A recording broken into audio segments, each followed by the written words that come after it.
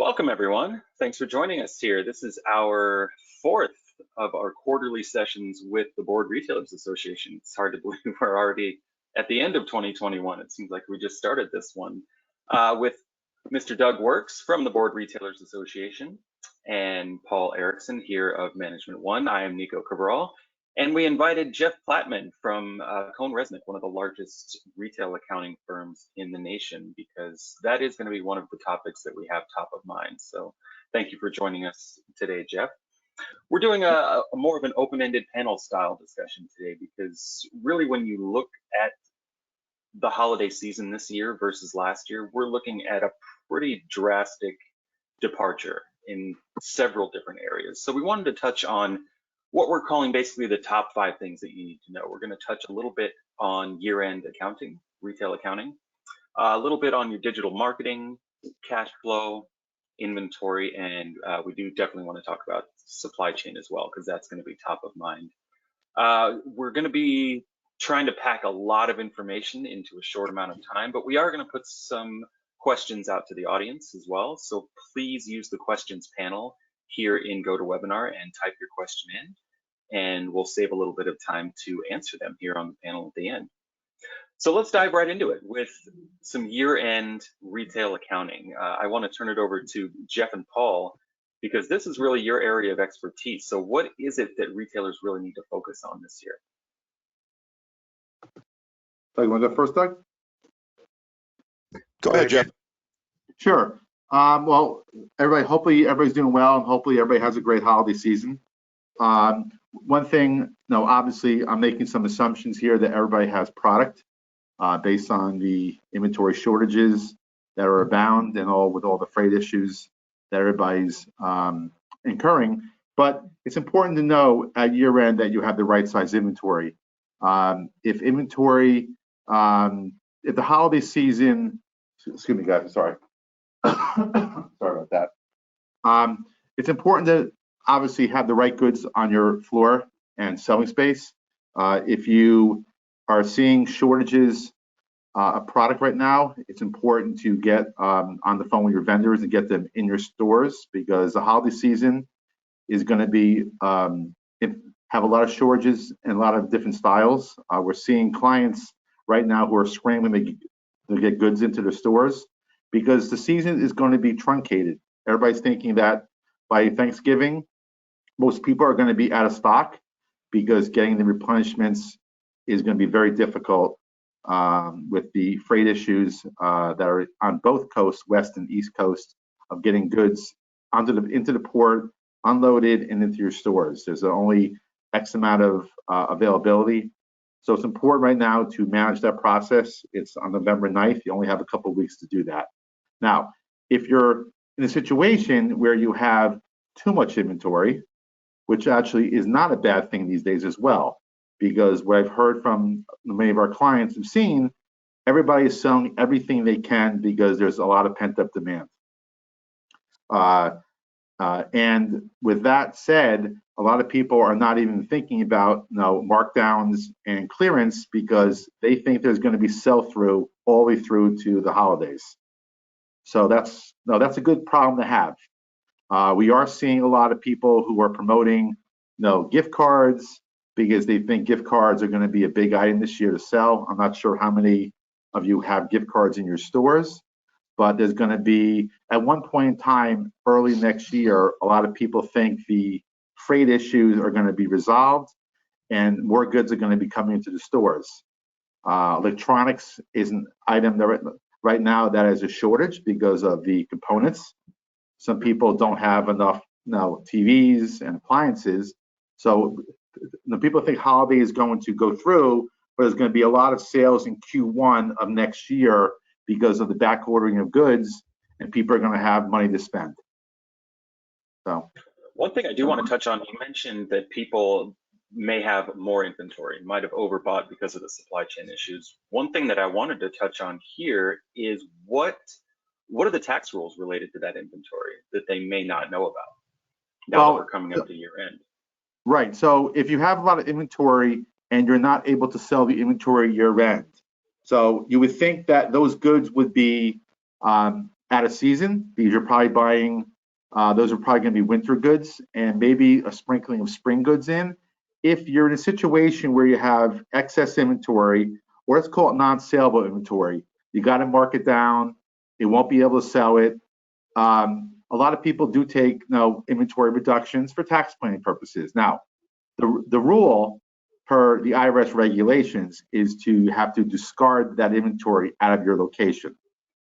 Most of my clients, no, don't discard it. They write it down to lower cost to market. So they're going to write it down to what they think they can sell the inventory at. So the item costs $1 and they're going to sell that 50 cents. They're going to mark it down at 50 cents at year end for tax reasons. There's no reason to carry inventory over at higher costs or quantities that are not going to be sold at. So there is some planning to do at year end. Usually that starts middle of December. You kind of know what you have overstocked. Now, there are a lot of jobbers out there and discount players who will gladly take the goods off your hands. They're buying everything up. We handle a couple of odd lot kind of customers here at the firm, and they have plenty of availability to take your goods off your hands. So that's also one way to obviously generate some losses probably, but get some of the cash flow back into your business because obviously you have to pay your vendors and you pay your lender back at some point in time. So there is some strategies towards that. It's based on a product by product basis, store by store, seasonality. There's a bunch of factors that play into that decision. But once again, you also have to look at next year. You're going to have some shortages still, probably going into Q1. You're going to have to deal with Chinese New Year, which starts the end of February. So you have to manage that process and know what you need to get through the first 3 to 6 months of next year as well with your inventory. So it's kind of like you have to play around numbers, feel what you need to keep, feel what you don't need to keep. If you're not going to be able to sell the item and you have to hold it for a year, then the decision can be made to sell the inventory off at a discount, sell it to a jobber, or just basically scrap the inventory. It's not sellable. And once again, that will generate tax write-offs, which you may need for year-end planning. Couple questions related to that, Jeff. Is it a factor if they're doing cash versus accrual accounting? Is it a factor if they don't have a traditional calendar year accounting program, if they have a fiscal year, and is there any recommendation in terms of kind of generally speaking how board specialty retailers could address those types of issues? Well, most retailers have the fiscal year ends, the last Saturday in the month, or they may have a January year end, January 31st. It's the same concept. It doesn't matter about the year end, but it's the same kind of thought process. Mm-hmm. Now, a lot of companies will do this inventory review post year end. They'll look back and say, okay, I've got X amount of inventory. Hindsight's 2020. They'll adjust their books and records post year end back to this fiscal year or this year end. Accrual and cash, most retailers are not cash basis. That's because if you have inventory, but there are a couple, but that doesn't matter for inventory because inventory is still carried on your books and records. Yeah, I don't really have them make cash basis who have retailers. So, but there are some I know that out there. They're probably more on the smaller side. Mm-hmm. And if they're doing cash basis, their inventory is probably just written off when they buy it because they're not going to carry inventory on their balance sheet. So that's usually going to be the smaller shops, right. Probably single stores. The multiple store ones probably have a system like a QuickBooks or a little bit something more in QuickBooks where the inventory is in their modules already, and basically their POS system's linked. So kind of like replenishes and adds on as inventory comes in and out. So, but once again, you have to know where you're going to be by the middle of December as far as profitability, and start thinking about it before year end because there's things you can do, obviously before year end and after year end, but there's other things you can do to manage those profits. There is you can offer 10 off coupons or big coupons the last Christmas between New Year's or year end where you get rid of some of that merchandise at a discount. I always tell my customers and clients, I'd rather sell the inventory for cost plus 10% than basically sell it to a jobber at cost minus 50%, right? You want to get that extra profit will help you cover your overhead, your rent, your other expenses, your Christmas bonuses. So I always tell people, sell it for cost plus something. Don't give it away, because if you give it away, you lost all your ability to get a profit out of it. If you sell it cost plus, in that 1 week time frame between Christmas and New Year's, for example, that's going to be found money for you that you didn't have before. So you have to, once again, you have to measure your profitability and where you're going to end up. But some people say, Jeff, I don't want to pay all these taxes. Okay? Then we say, good, keep the goods. Let's write off all the old, obsolete stuff you're really not going to sell. I have clients who age their inventory out by how long it's been on their floor. So if it's out 3 months, they'll discount it 75%.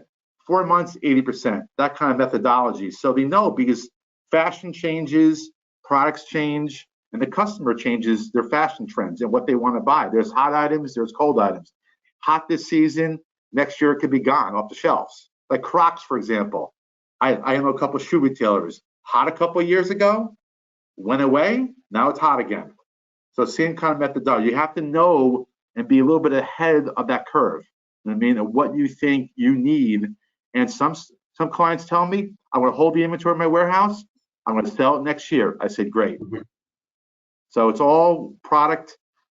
Well, no, if you can carry the inventory, I'm not sure who you owe vendors, you owe a lender, if you got to pay them back.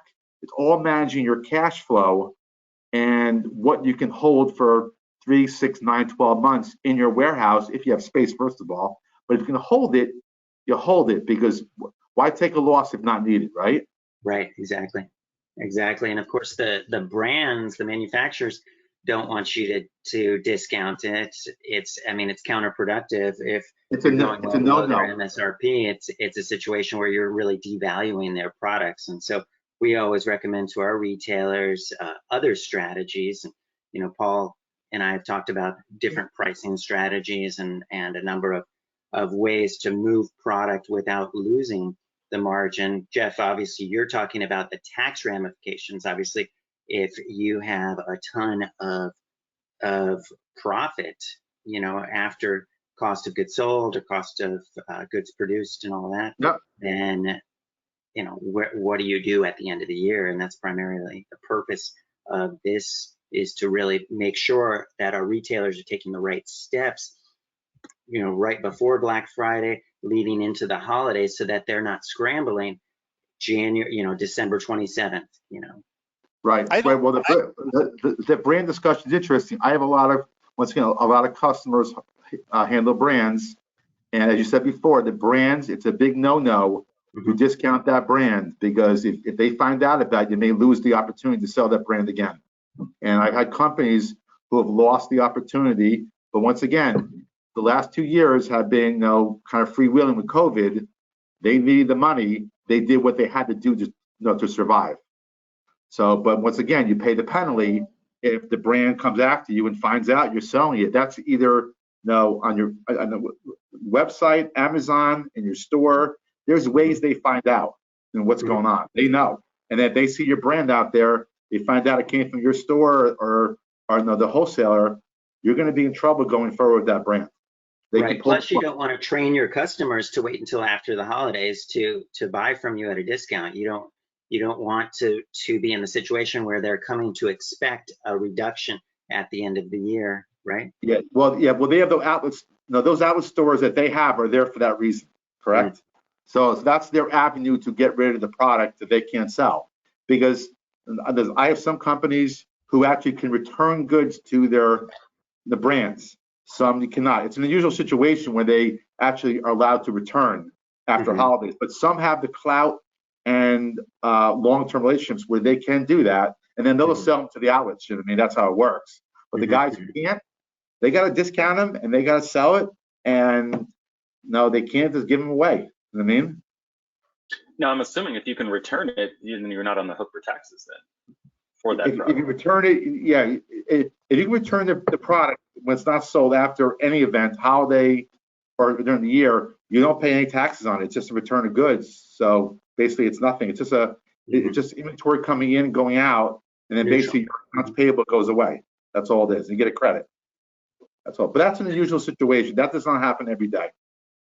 So that's a 50-year relationship with vendors, and you're like one of their champion stores where you're advertising, they're advertising your store. They buy space, they share in the cost of the windows.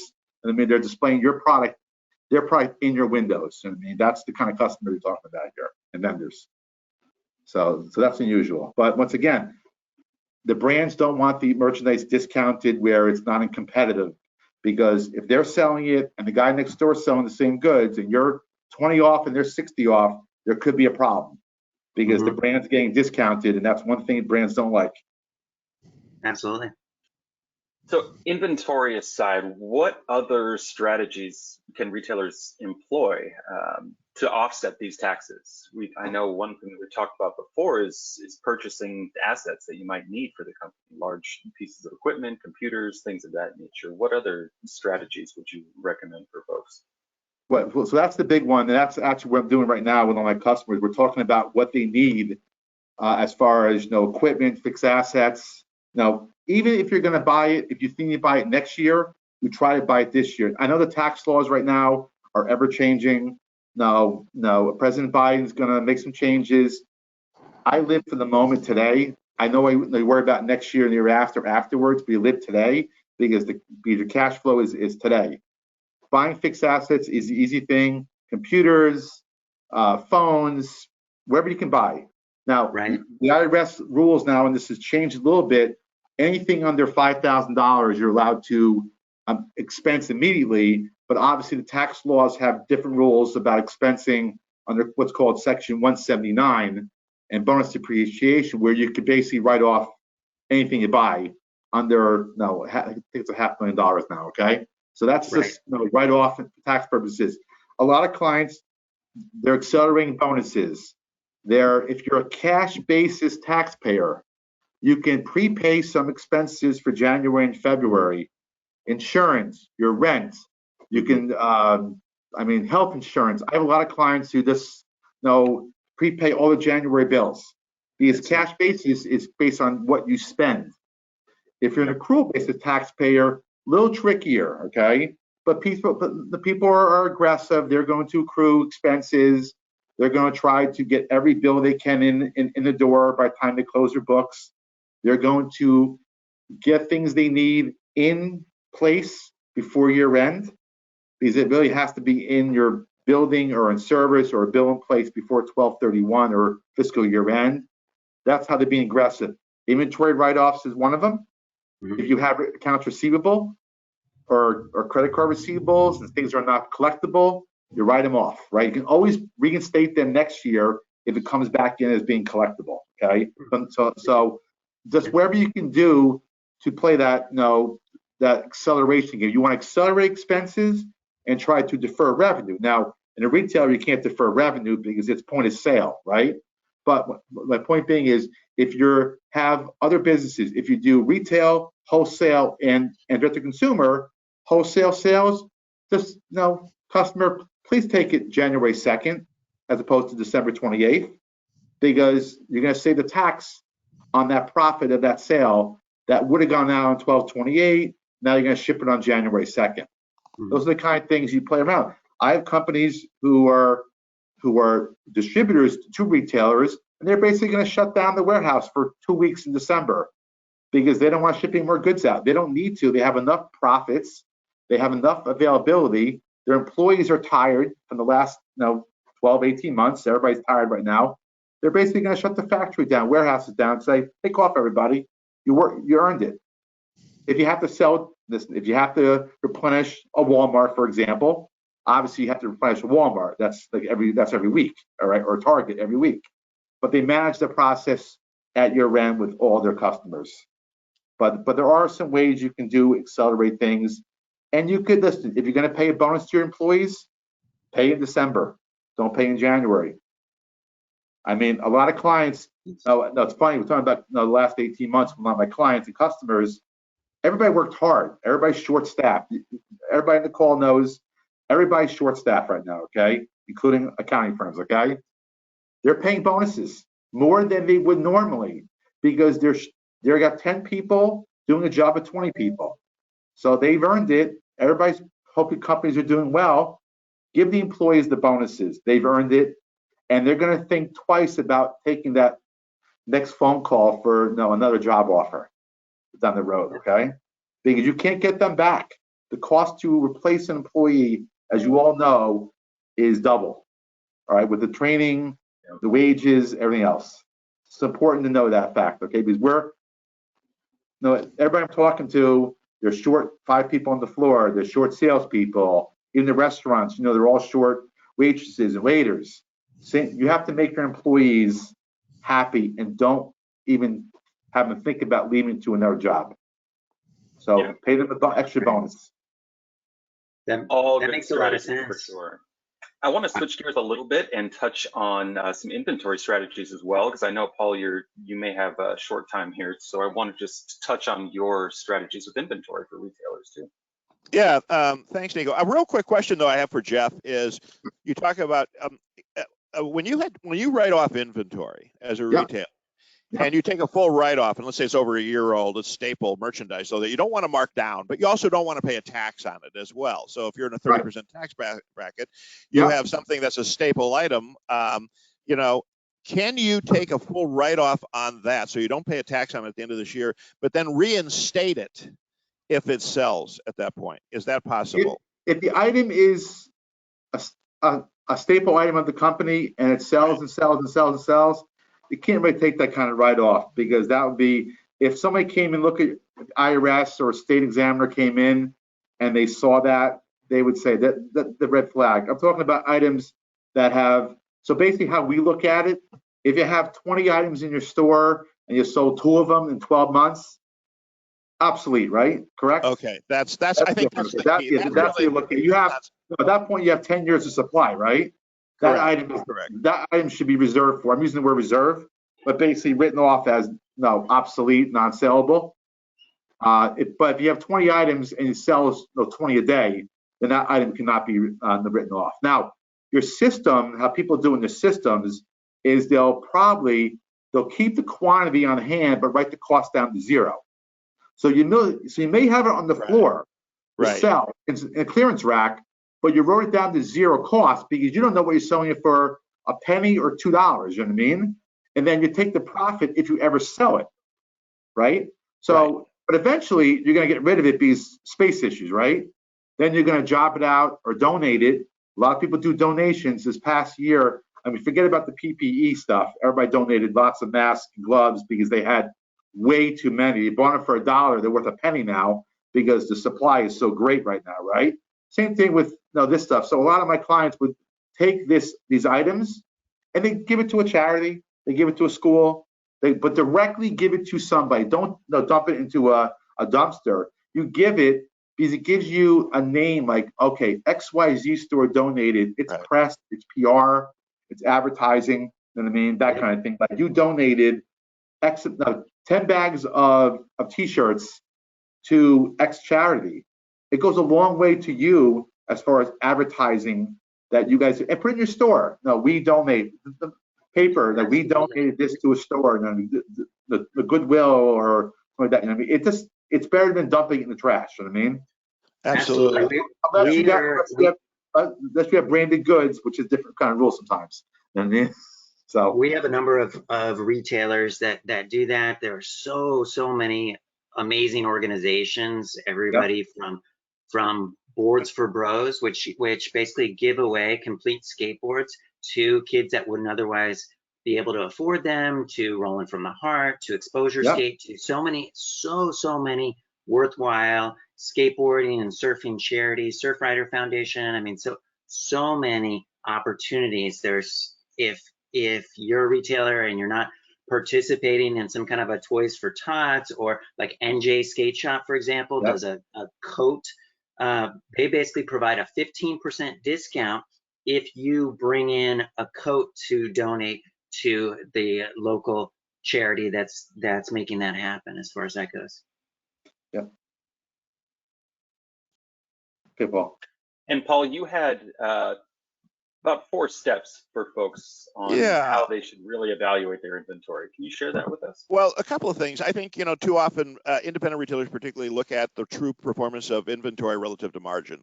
And I'm not suggesting that margin's insignificant, but really we need to look at it in terms of, and Jeff has brought up this idea of weeks and months supply. And really that's what you have to evaluate. What's your week supply in your inventory right now? And that's how you target your year end. And I think actually targeting your year-end profit is actually quite a simple process. You can look at where you're at through November, and at that point, you can project out December sales, December margin, December expenses, and you're going to have a pretty good idea what your tax liability is going to be relative to net profitability at that time, and then make those adjustments like Jeff was talking about relative to inventory.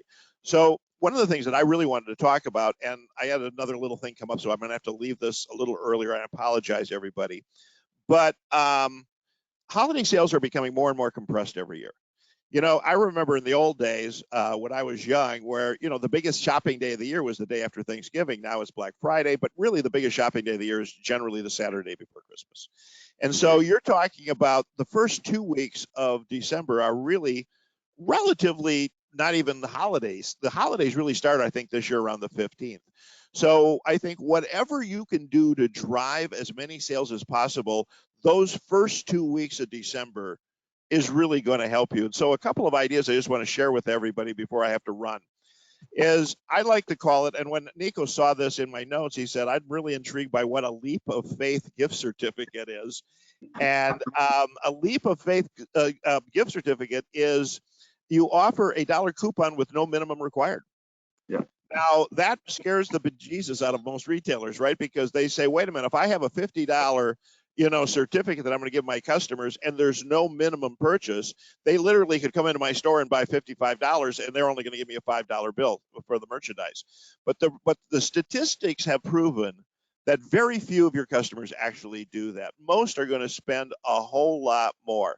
What is important on something like that is a very tight redemption window, because what you want to do is encourage immediate shopping. But of course, because we're retailers, and Doug, I think, will agree with this, you always accept it after the expiration date, right? Don't do anything to make them mad, all right? Absolutely. I would also go out, if you've got any kind of good customers holding outstanding credits, and I would offer to increase the redemption value right now. We show you, Jeff, we've got a $75 credit with us. If you shop us before the end of the year, we'll increase that by 50% to $112. That's an incentive to get them to come in, use the credit, and generally what will happen is they'll spend even more. And then I think also I like a buy now, get more later idea, because if you say spend $100 now in December, you get a $25 coupon to spend $25 in January. So that helps you then go into the new year with more incentive for your customers to buy in January. And then the last thing I want to say is, shove flyers in every sales bag that you have with coupons and promotions, all to encourage them to come back in January. And one last thing, and Doug knows me, so he knows that's what Paul says, one last thing. But one last thing is the whole idea of Boxing Day started in the UK, and the Canadians have also taken that on, but we're seeing it more and more in the United States. And the idea of Boxing Days, and I think a lot of people think of pugilism when they think of Boxing Days, but it really started in the UK, where they would run these gigantic sales between Christmas and New Year's. And so they were so big that they would have to put the merchandise in boxes when people would carry it out. That's what the name Boxing Days come from. That's a really good idea. Back to what Jeff said, you want to try to shove that inventory out the door as much as you can before the end of the year. So incorporating what the Canadians have been doing for quite a few years, what the Brits have been doing for quite a few, I think, centuries actually, a Boxing Days promotion between Christmas and New Year's is an absolutely great idea. And I think those are a couple of really pragmatic steps you might want to try doing to really help, maximize the business this month. Right, to Paul's point, the loyalty programs are becoming more and more prevalent in our customers here. All of a sudden, it's coming out of everybody wants a loyalty program set up, once again, to attract the customer down the road. Spend 100, get 15 off. As Paul said, there are statistics that'll tell you if people use the loyalty points, the average ticket goes way up the day they're there. Correct. So I've had customers come to me and say, God, this really worked well. Now, Yep. there are certain accounting rules surrounding loyalty programs, which is not for today's call. But if you do this program, I'm happy to talk to anybody on the call. But there are rules around this. But it's becoming the hot button now for all retailers. All of a sudden, it's coming up. We got to do this. We got to do this because that brings you back. It's a coupon in itself, right? But it gets you back to the store down in the future. And you got to remember, it could be a day, it could be a month from now, or a year from now. It doesn't matter. They never expire. They could expire, but most don't. As you said, they never do expire, right, guys? On the phone, right? You want to encourage them to use it in that compressed time, like Paul indicated, but at the Right. same time, you know. Right. Right. Now, if you have stores that are touristy locations, it may be infrequent, right? Unless the people local shop there. But once again, if you're in a downtown area and you have a loyal customer base, have them only come to you. Giving something to them to entice you to come back to my store, not anybody else's, not the guy next door. You know what I mean? Well, there's also another benefit to that too. Before I get into it, I did want to wish Paul well. Sorry, we had to. I have to go, guys. Sorry. But thanks Paul. everybody. I really appreciate it. So, hi, Paul. Thank you very much. So there's another added benefit to the loyalty program as well. Now with all of the issues with cookies on websites and Google and Facebook really cracking down on third-party data, those loyalty programs are key first-party data that you're getting not only just for sales, but for messaging. Mhm. And it's going to become harder and harder, I think, to really attract those customers to your digital space if you don't have that first-party data. So I would say that as an ancillary benefit as well. Right. It's a great way to accumulate, as you said, the email addresses of all the customers, and you could send out the blast coupons or text messaging. Mm-hmm. I get them all the time. They come to the store, 10 off today. It's a free. It's not free. Nothing's free anymore, but it's a low cost option to marketing. You can get all the data you need and basically do blast text messaging and blast emails offering the coupons. Come in today, the flyers. Because a lot of times, flyers go in the bag, great, but most people throw that stuff away usually, right? It's on your phone, right? They want it on your phone. So how many times you go into a store and you go into the store website and you find the coupon for the day, right? It's 10 off or something, right? But it's a good way to get that data, all the names and customers you have, and blast it all out in one shot, either the coupons or the flyers or the specials for today, especially for next week. It's a cheap way to do advertising and marketing, basically. Incidentally, we have a Board Retailers Association supporting vendor partner by the name of Podium, and their whole business is SMS marketing. When you go to a website, you see the pop-up that says, "What's your question?"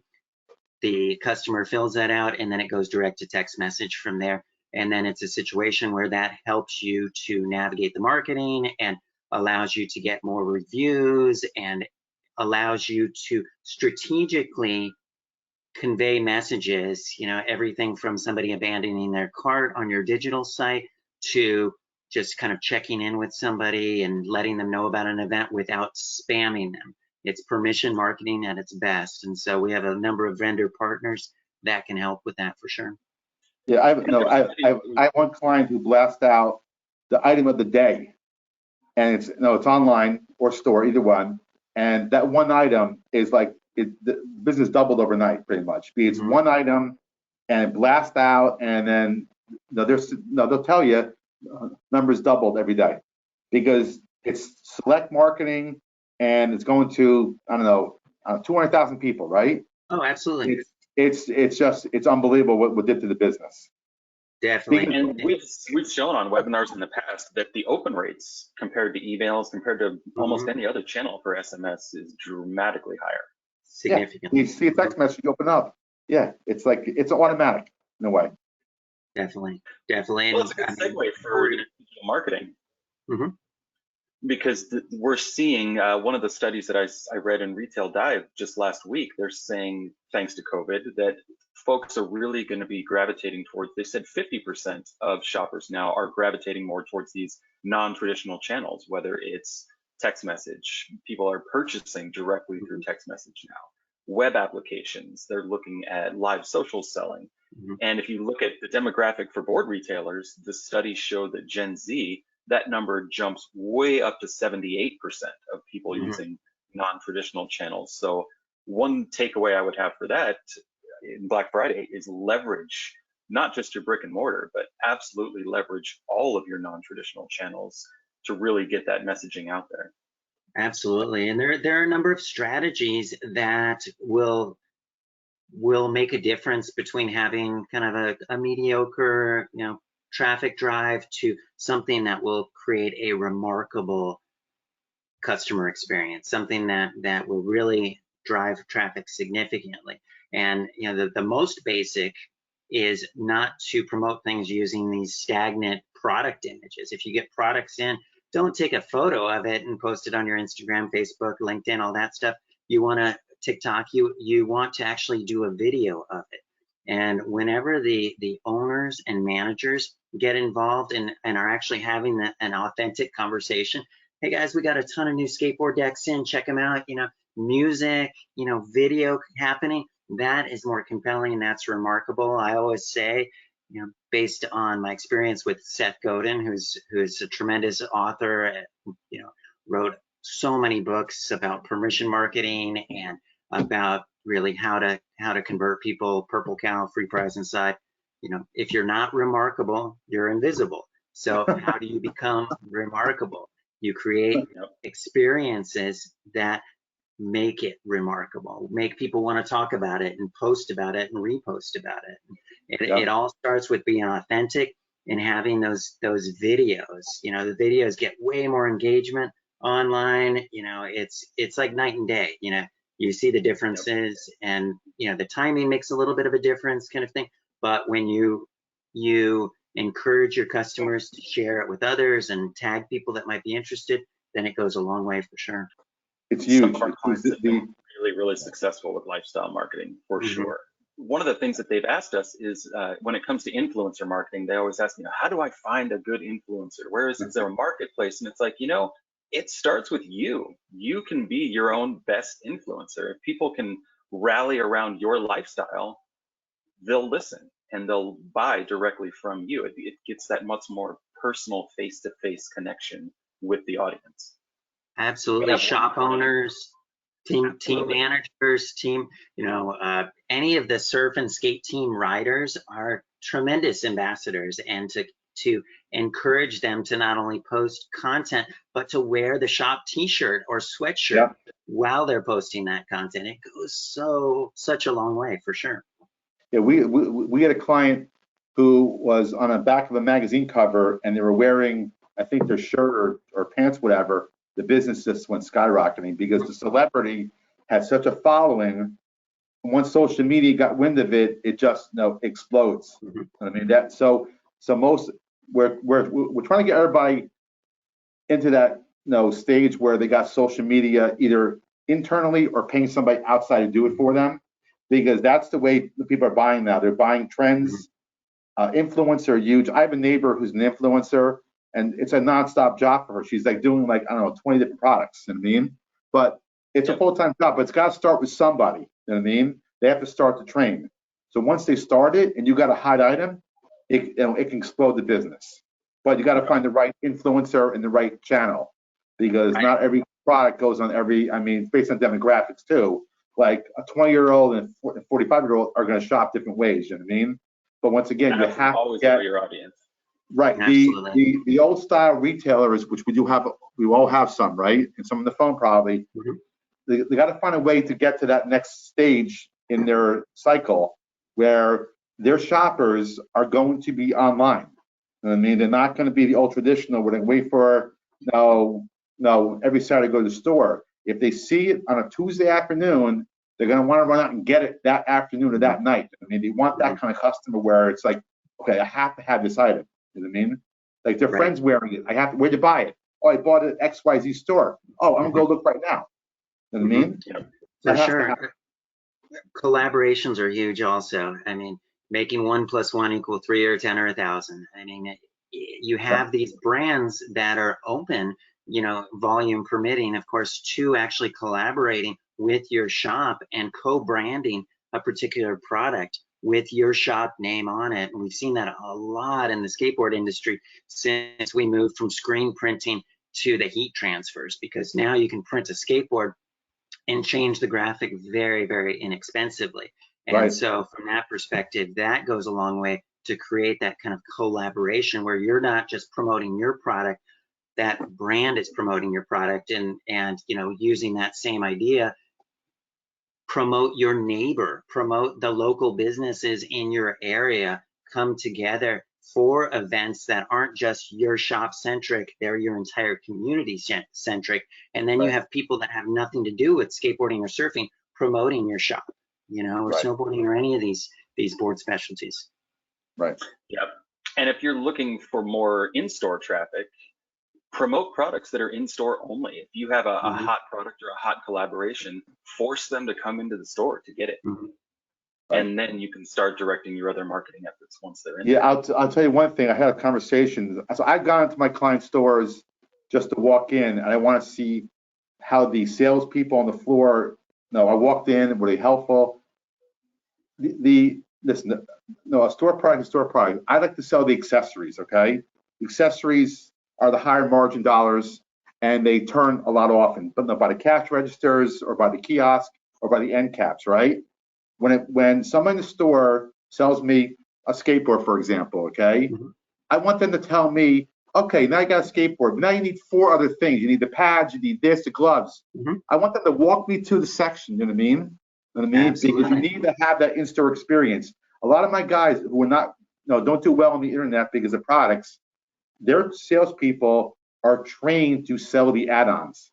You know what I mean? It's the experience. Absolutely. They want to come to the store and they want to then tell their friend or their buddy, I went to XYZ store, the service was phenomenal, I got a great deal on everything, and I got everything I needed one shot. I mean, because the guy goes in and buys a skateboard, for example, but the cash register person or salesperson never told them about, no, they need 4 other things. You lost the customer, you lost all the business. I mean, it's an experience. You want to come to a brick and mortar and get the full experience. If that's how your shop, and that's how the customers are. You know what I mean? Some customers are going to be, listen, I'm a store guy. I go to stores. My wife will tell me I go online. You know what I mean? I go to the store. I want the guy to sell me a suit, a shirt, a tie, cufflinks, the whole thing. You know what I mean? I want the experience. You know what I mean? Because that's all the profits made. Yep. Absolutely. The upselling and the cross-selling are so key. They're so key. Right. It's just so important to train your employees, not just to, oh, you want that? Great, I'll ring you up. No, take the extra steps, ask them questions, find out about what they're going to be doing with that skateboard or that surfboard or that snowboard, and, cater to them, specifically. And it goes a long way. You could have somebody come in and it could be $100 sale or it could be a $400 sale just by interacting appropriately with the customer. Right. Exactly. Yeah, and one of the things that we were going to include as well in product assortment for holidays is bundles. I mean, if you're looking to move slow-moving items, that's one of the things that we always tell our clients at Management One. We have direct insight through our retail orbit software into what's moving fast and what's moving slow. And if you can pair a slow-moving item with a fast-moving item in a bundle, it's a great way to get rid of those slow movers. Yeah, for sure. With the holidays coming up, a great way to bundle those is actually to go to like the 99-cent store, the dollar store, and get those oversized Christmas stockings, right? Fill them up with paper at the bottom, and at the top have all of the little accessories popping out the top, including gift cards, including skateboard variants, including everything from rails to wheels to surfboard fins to any of that stuff, kind of bundled together, and take video of that, put it in a conspicuous spot, have different opportunities where you're selling without even having to talk to the customer. When they walk in, they see that. When they go on your Instagram or your Facebook or your TikTok, they see these gift ideas and they resonate. Yeah. Yeah, and to Jeff's point earlier, if you're going to take a hit in tax on that inventory, give that beanie away. Somebody buys a surfboard or a snowboard, just put the beanie in there and get it out of the store. Right, Well, right, that right. and it doubles as a good marketing, vehicle. I'm wearing a modern skate shop hat right now, Because there's a lot of retailers who have multiple locations don't have the space for inventory. It comes in and goes out. They replenish twice a week, 3 times a week.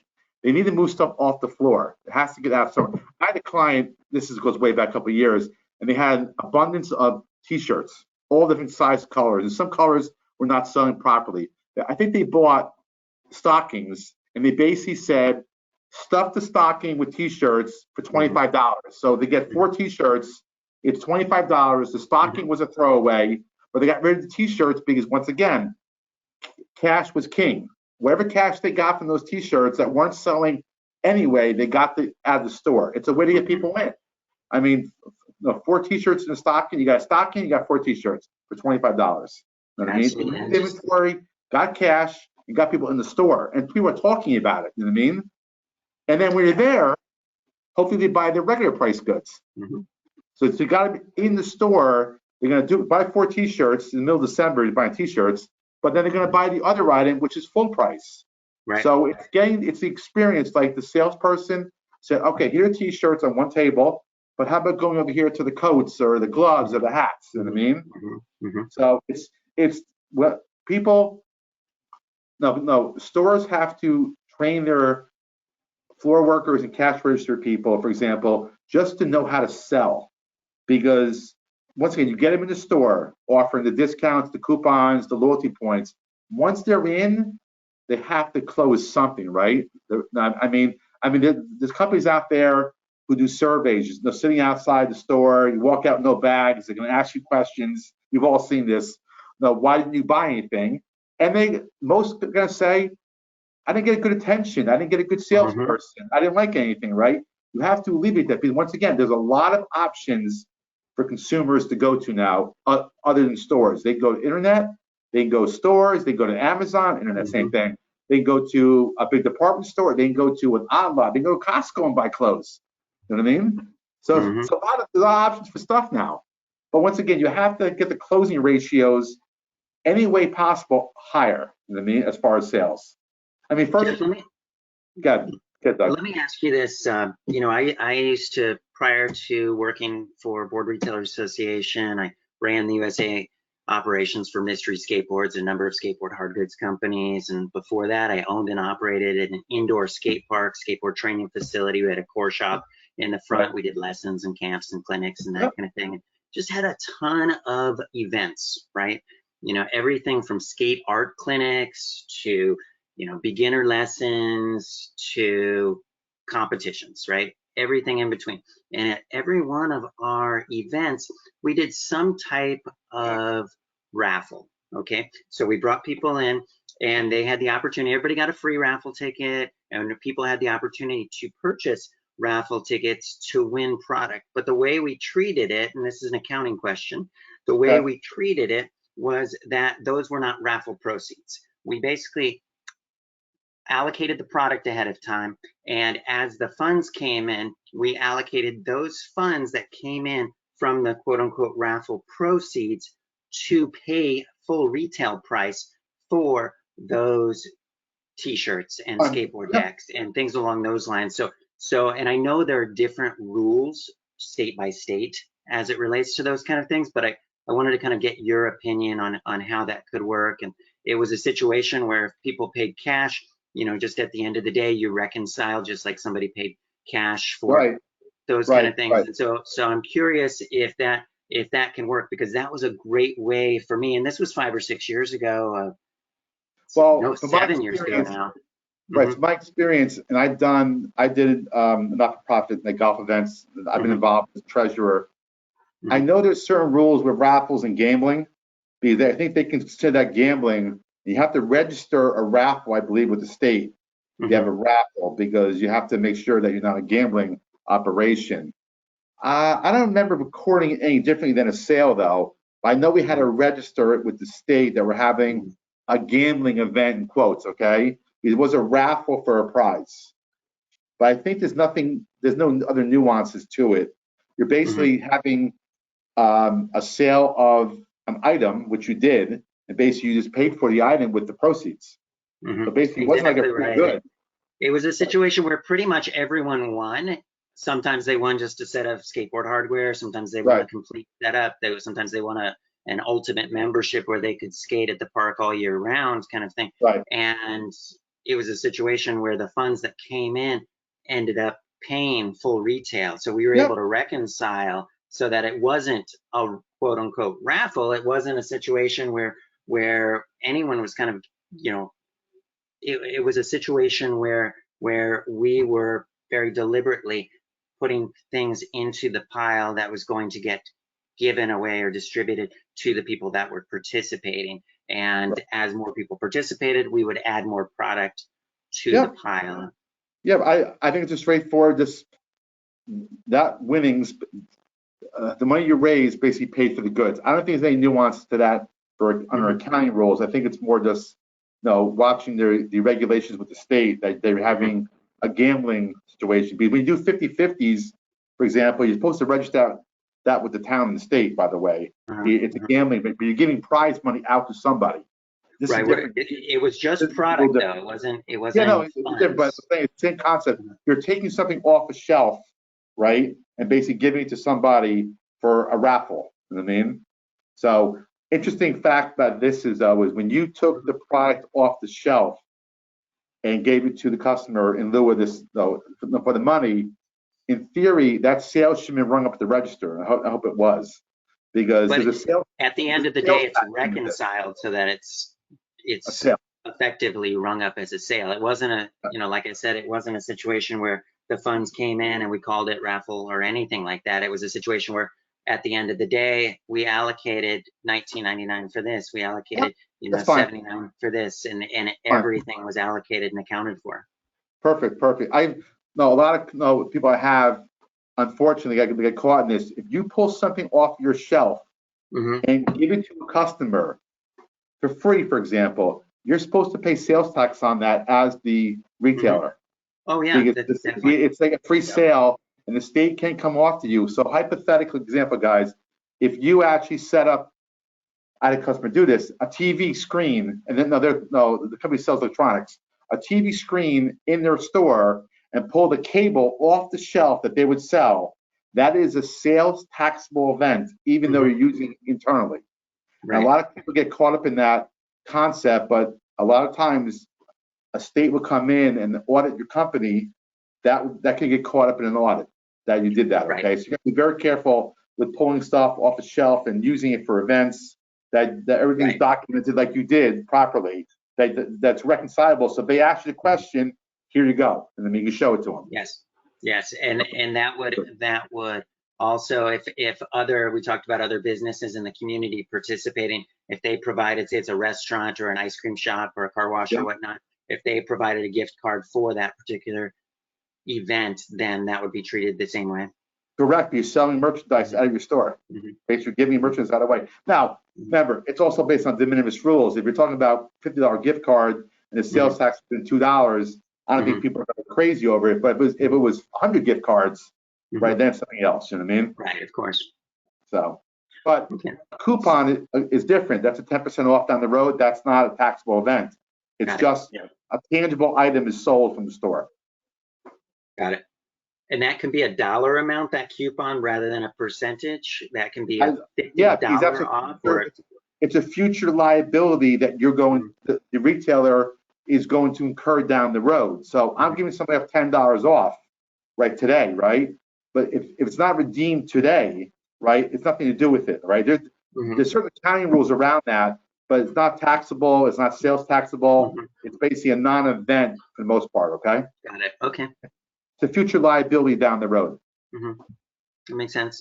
If they use it, you got to remember, gift cards have nuances. You know, some expire, some don't. As you guys said before, I mean, a lot of my clients are going to a more sophisticated gift card system where they're keeping track of it now, because you know, if gift cards can get 10 years old very quickly, and then are they still valid? The back of the card will say never expires, or it may have breakage, where it breaks 10% a year for 10 years. So after 1 year, it's 90%, 80%, 70%. That's how sophisticated it's getting with stores. Now, a smaller store doesn't really have the systems. It's not as important. It's the bigger stores that have more traffic and more gift card usage. It's important to keep track of if you're selling gift cards that way and there's a breakage policy. So the back of the gift card has to have all this labeled out because it has to be full disclosure. So coupons expire, but they don't expire, right?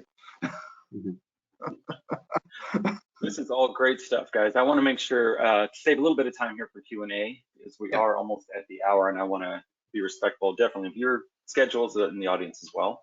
The main question here that I wanted to get to, because it could be an open-ended one, could even require another webinar, perhaps. Tim is asking, what should people be thinking about for year-end if they participated in some of the government programs like PPP, the EIDL money, other COVID-related? Sure. What tax implications are they looking at here? And that's a pretty large question. I'm actually part of the firm's PPP committee, so I can tell you I was on probably 500 phone calls and thousands of emails with clients that were not mine and were mine. I mean, I was one of the firm specialists, and I helped a lot of people do the applications for 1 and 2, and now the forgivenesses for 1 and 2. The PPP, when you write it, if you have gotten full forgiveness of the loan, it's obviously going to be written off your balance sheet into your income statement, but it is not taxable. So that's a good thing. So it's basically, it really is free money, which is what they promise you. That ruling bounced back and forth several different times of the IRS, and it is not taxable for federal or state purposes. That's a good thing. I'm not sure if people in the audience are aware what the employee retention credit is.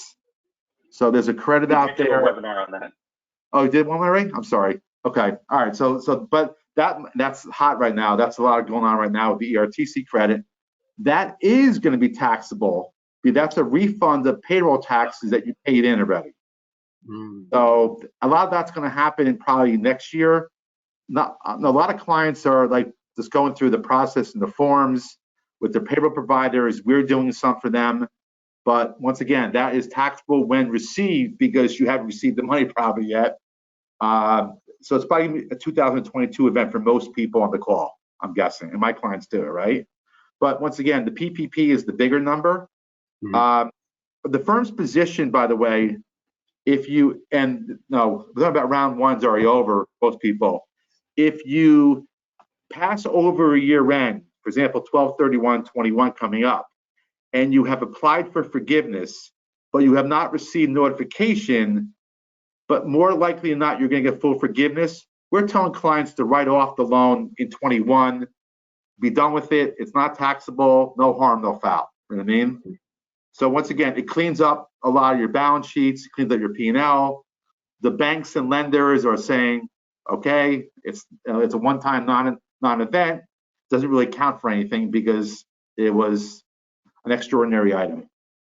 So once again, if you have gotten through 1 and 2, that's great. If anybody has questions on process, just let me know after this webinar. I'm happy to help anybody on the phone with their help. I've done a lot of this in the last 18 months. That's awesome. Thank you. That's very generous. The EIDL loan is a regular loan. I can't do anything about that. It's a regular loan that goes 10 years or 30 years, and it's like $10,000 or $150,000 based on what you got, and it's just a low interest rate loan. Basically, that's what people got. And treated as such. Yeah, treated as such. Yeah, pretty much. It's cheap money. That's what it was. So let's see, Rick is asking a question for Jeff. He says, is there a tax advantage by donating excess inventory to charities as opposed to just writing off the inventory as scrap, or are the implications basically the same? Okay, so I'm going to give you the basic rule. There's no difference. So if the inventory is written off, basically it's out of your books and records. You got the tax deduction already, right? Giving it to a charity is just the extra benefit you get as far as goodwill. There is if you're a regular C corporation, which a lot of people are not C corporations, there is an extra benefit on a markup of that inventory, but I'm not familiar enough with that rule, but that's kind of old school. But if you write it off the inventory, it doesn't matter if you disposed of it or give it charity. It's kind of the same benefit. Now, if you write the inventory off through cost of goods sold, then you get the 100% deduction, okay?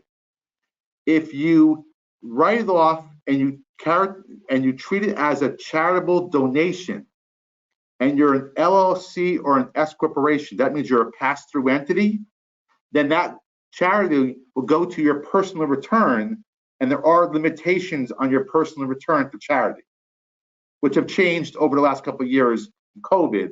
But what I'm saying is there could be some differences if you call it a charitable deduction or strictly just the cost of goods, just write-off, okay? There could be some differences, but everybody's circumstances are different, okay? The goodwill component there shouldn't be undervalued, because that goes a long way. I mean, we talked about community earlier.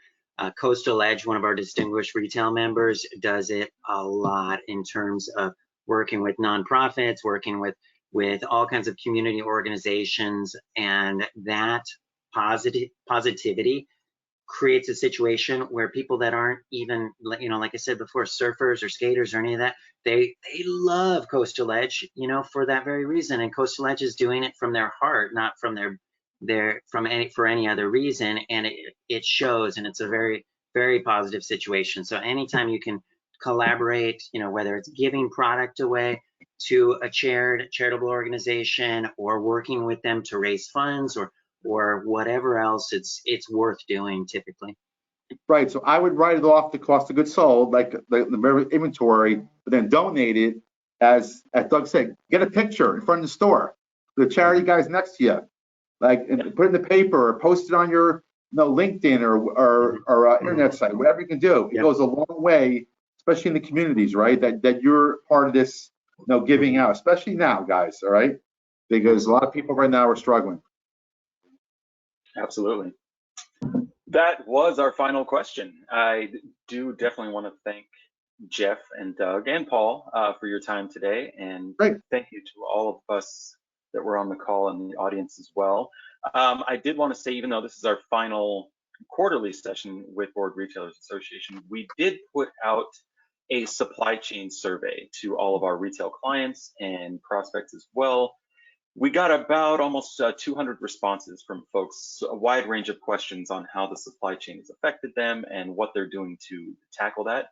And we're going to be assembling a report next week based on those responses. So definitely look out for that. And we will be putting a webinar out in December as well, talking about looking ahead to spring, what the supply chain really is going to mean for folks and what to look out for in spring. But until then, I want to wish everybody a happy Thanksgiving. And you were going to say something, Doug? Yeah, just real quick, if you're watching this and you're not already a member of Board Retailers Association, we now have a free membership that you can just very simply opt into. Go to boardretailers.org, boardretailers.org, and click on the join form. We have that free membership, and we also have a distinguished membership. We talked earlier about end of year expenses and that kind of thing. Be really strategic with that. You'll want to say for example, you're looking to maybe do a POS system. One of our sporting vendor partners is Rick's Software, and Rick's is providing a 50% discount on onboarding, a 50% discount on e-commerce, and a 50% discount on monthly fees for our distinguished retail members. And then we have a special shipping discount and things along those lines. So definitely take a look at that. Let me know if you have any questions. You can reach me, Doug, at boardretailers.org. And our next collaborative webinar with Management One will happen again at Surf Expo. We'll do another retailer roundtable at the Surf Expo event, which happens January 5th through 7th. So hopefully you can make it there in person. And if not, then we'll have it on demand as well. And this will be on demand too. And for the folks watching the video replay, all of those links that Doug just put out there, you can find right in the description section on YouTube. Thank you so much, gentlemen. And I look forward to speaking with you again. Great. Have a great day, everybody. Take care. Thank you. Bye.